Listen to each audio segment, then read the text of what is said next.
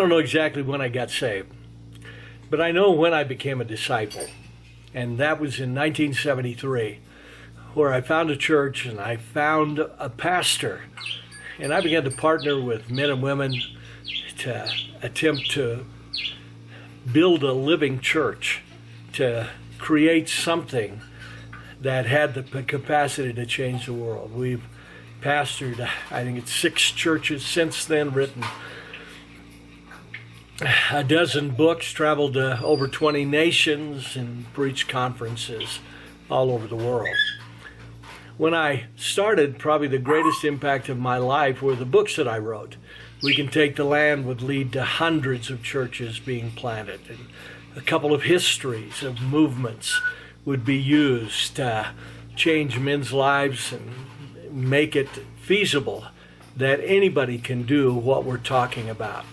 And that's kind of my message to the anybodies and the everyones, that God wants to use you, and there's just some simple but profound steps that can set your life on the course that God has for it. Me and Tony Contreras are partnering together with social media. This is the new book. This is the new way of connecting to a generation. And so we're going to be offering just 3-minute shots on being a disciple, small churches, how to build healthy churches, whatever kind of comes to mind, because we that are Christians, that's our goal. That maybe I'm never going to be a pastor, but I still want to be part of a healthy church. I still want my life to count to the greatest degree that it can. And we want to see how God can use this little communication to build healthy and dynamic Christians. In 1973, I finally fully surrendered. But I think probably the greatest thing that happened to me is I found a movement that was built on discipleship.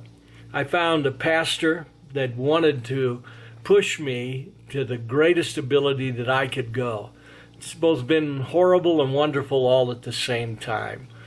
And that's what life is supposed to be. It's not supposed to be this just easy thing. It's supposed to be us being tested and tried and given an opportunity to do everything that we can for Jesus Christ. And I discovered my life was too important to waste. And that's your life too. Let me just give you 2 little secrets to what this is all about. Start to listen. Hear God. Hear God speak to you. See if He doesn't tell you to listen to these podcasts and to begin to put into implementation. And here's probably the greatest thing: find a task and make it yours. Something that you can do for God and for your own growth and development.